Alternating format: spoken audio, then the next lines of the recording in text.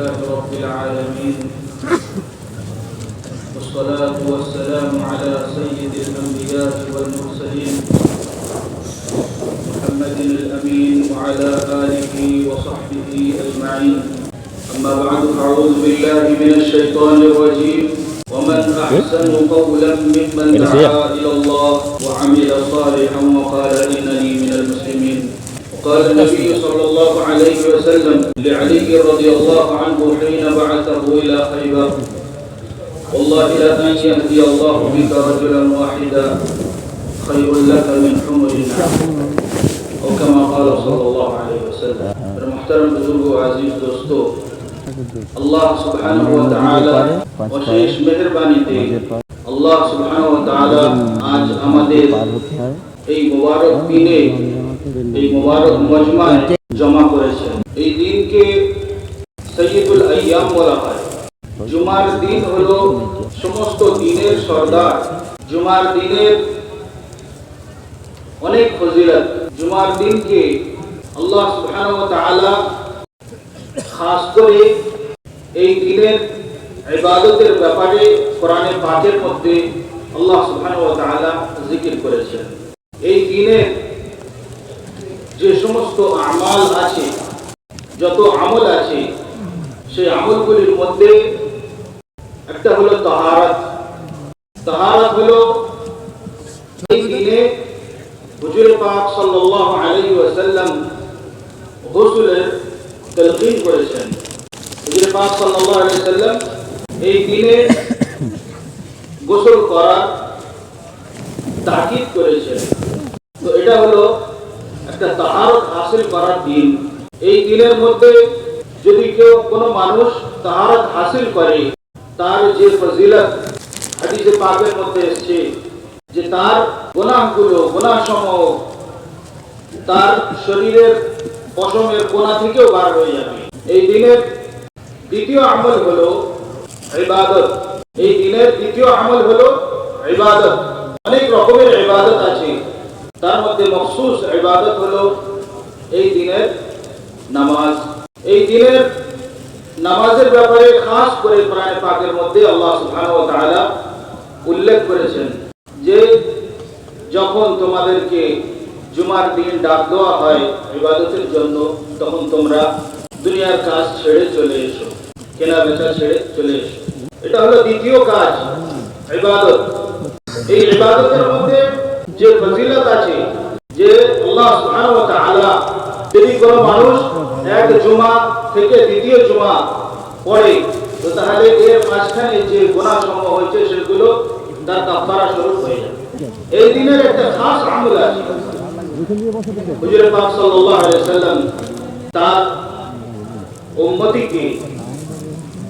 উম্মতিকে সব সময় আমলের দাওয়াত দিয়েছেন, সব সময় আমলের দাওয়াত দিয়েছেন।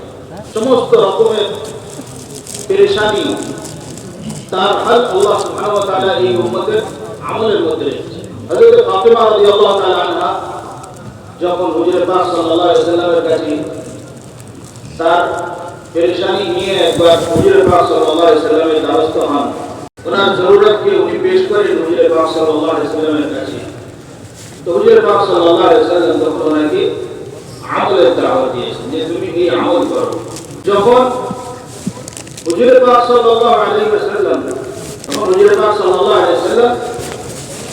মিনার ময়দানে যখন উনি দাওয়াত দিচ্ছিলেন, তখন এক কবিলার সাথে সাক্ষাতে উনি হুজুর পাক সাল্লাল্লাহু আলাইহি ওয়াসাল্লাম তাদেরকে আমলের কথা বলেছেন যে তোমাদেরকে পারস্যর লোকেরা, তোমাদের পারস্য মানে অত্যাচারী বাদশা তোমাদেরকে পেরেশান করছে, তোমরা এই আমল করো।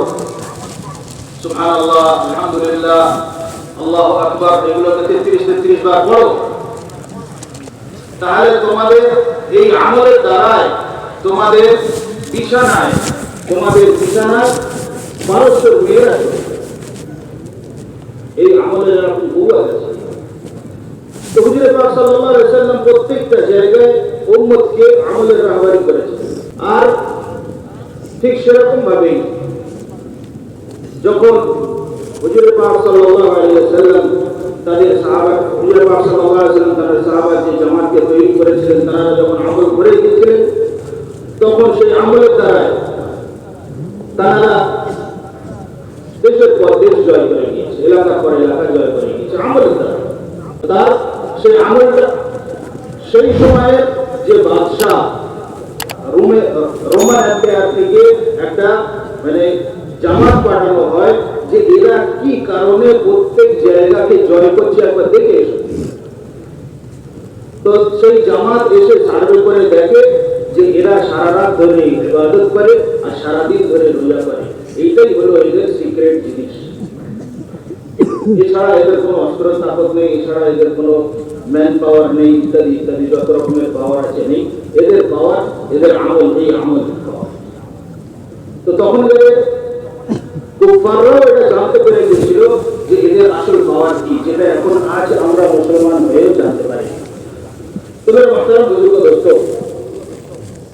আজ যে দিন, এই দিনের একটা খাস আমল আছে। হুজুর পাক সাল্লাল্লাহু আলাইহি ওয়াসাল্লাম সেই আমল ওনার চাচা হযরত আব্বাস ইবনে আব্দুল মুত্তালিব রাদিয়াল্লাহু আনহু ওনাকে শিখিয়েছিলেন যে এই চাচা জান, আমি তোমাকে ভালোবাসি, আমি তোমাকে ভালোবাসি বলে হুজুর পাক সাল্লাল্লাহু আলাইহি ওয়াসাল্লাম একটা আমল শেখালেন।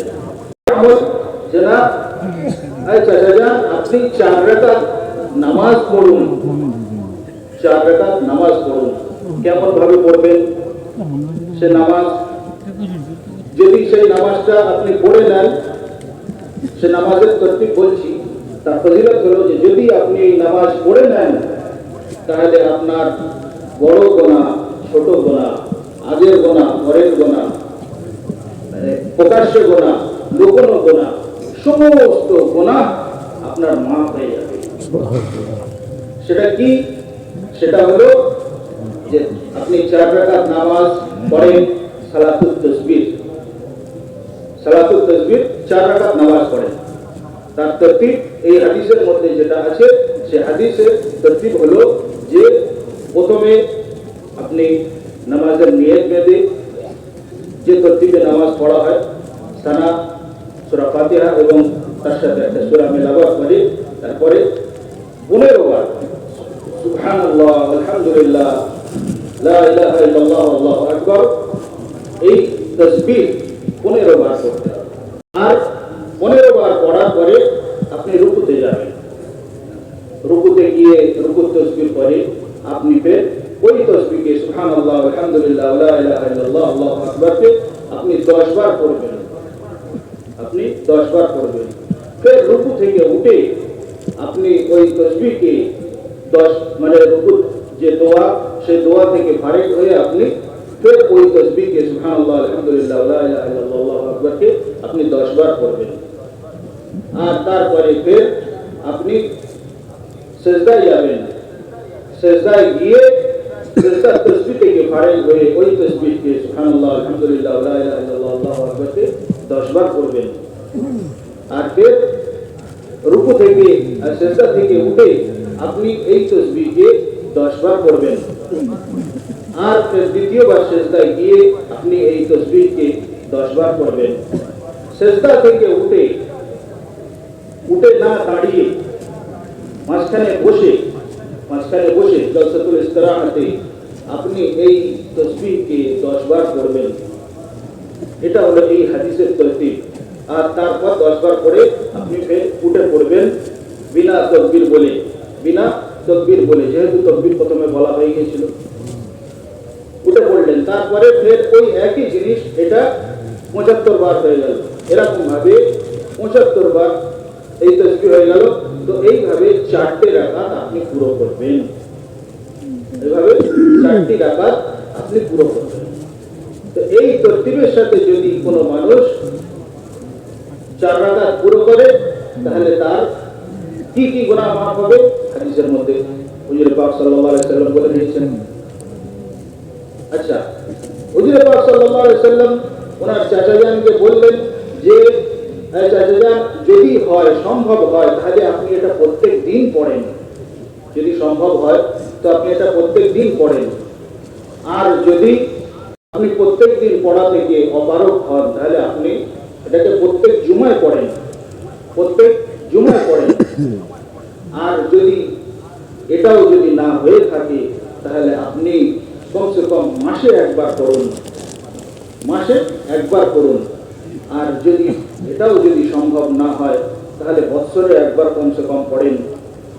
আর যদি এটাও সম্ভব না হয় তাহলে জীবনে কমসে কম একবার পড়েই নেবেন, জীবনে কমসে কম একবার পড়েই নেবেন।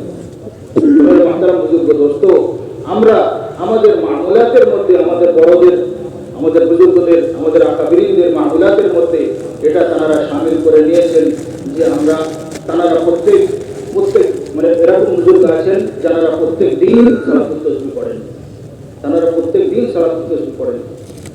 আর ওনারা সাধারণ মানুষকে ওনারা মানে তাকিদ করেন যে আপনারা প্রত্যেক সপ্তাহে কমসে কম পড়ুন, আপনারা প্রত্যেক সপ্তাহে কমসে কম পড়ুন। তবে মাহতারাম বুজুর্গ দোস্ত, এটা হলো জুমার দিনের ইবাদতের একটা পার্ট, জুমার দিনের ইবাদতের একটা পার্ট। আর তৃতীয় জিনিস হলো যে দাওয়াত, তৃতীয় জিনিস হলো জুমার দিনের দাওয়াত। না, জুমার দিনেতে প্রত্যেক দিন জোহরের নামাজ কত রাকাত হয়? 4 রাকাত। আর জুমার দিনেতে 2 রাকাত। আর ওই 2 রাকাতের পরে যে 4 রাকাতে সেটা তাতিম্মা ধরে নিন, কিংবা জুমার দিনের যে 2 রাকাত নামাজের পরে মানে নামাজের আগে কি করা হয়? না, খুতবা দেওয়া হয়, দাওয়াত দেওয়া হয়। তো জুমার দিনের একটা পার্ট হলো দাওয়াত। তো আমরা ঠিক সেরকম ভাবে দাওয়াতের খুব ইহতিমাম করি, জুমার দিনে দাওয়াতেরও ইহতিমাম করি। আর জুমার দিনের অন্য আমলের মধ্যে একটা আছে দুআ, একটা হলো দুআ। জুমার দিনে একটা এমন সময় আছে যে সময় আল্লাহ সুবহানাহু ওয়া তাআলা দোয়াকে কবুল করেন। জুমার দিনে একটা এমন সময় আছে যে সময় আল্লাহ সুবহানাহু ওয়া তাআলা দোয়াকে কবুল করেন। আর হুজুর পাক সাল্লাল্লাহু আলাইহি ওয়াসাল্লাম হযরত আয়েশা রাদিয়াল্লাহু তাআলা আনহা মানে সূর্য ডোবার আগে লোক পাঠিয়ে দিতেন যে দেখো যে এই সময়টা মানে সূর্য ডোবার আগে আগে আমাকে খবর দেবে, আমি তাহলে সেই সময় দোয়া চাই। তো এই এই হাদিসের দ্বারা বোঝা যায় যে সেই সময় দোয়া কবুল হতে পারে। হযরত ওমর রাদিয়াল্লাহু তাআলা আনহু মামলাতের মধ্যে যে দুটো খুতবার মাঝখানে হযরত ওমর রাদিয়াল্লাহু তাআলা আনহু ওই দোয়ার ইহতিমাম করতেন। তো হযরত ওমর রাদিয়াল্লাহু তাআলা আনহু উনি দোয়ার ইহতিমাম করতেন দুটো খুতবার মাঝখানে। তো দুটো খুতবার মাঝখানে ওটাও একটা দোয়া মানে কবুল হওয়ার সময় হতে পারে। ঠিক সেরকম ভাবে পুরো দিনটার মধ্যে কোন সময় আছে সেই সময়টাকে আমাকে বুঝতেই হবে। জুমার দিনের অন্যান্য যে সমস্ত মাসনুন আমাল, সেই সমস্ত আমলের মধ্যে থেকে একটা হলো এগুলা ভেঙে যায় না, ওইদিকে আসতে হবে। সূরা কাহফ মানে টাইম করলে 15 পারা থেকে যে সূরা আছে সূরা কাহফ টাইম সূরা কাহফের ইহতিমাম। সূরা কাহফ পড়লে কি ফজিলত? সূরা কাহফ পড়লে যদি কোনো মানুষ সূরা কাহফ পড়ে নেয় তো সে ব্যক্তি দাজ্জালের ফিতনা থেকে মাহফুজ হয়ে যাবে, সে ব্যক্তি দাজ্জালের ফিতনা থেকে মাহফুজ হয়ে যাবে। হ্যাঁ, এটা হুজুর পাক সাল্লাল্লাহু আলাইহি ওয়াসাল্লাম বলে দিয়েছেন। তো আমরা সূরা কাহফের ইহতিমাম করব আর দরুদ শরীফের ইহতিমাম করব, দরুদ শরীফের ইহতিমাম করব।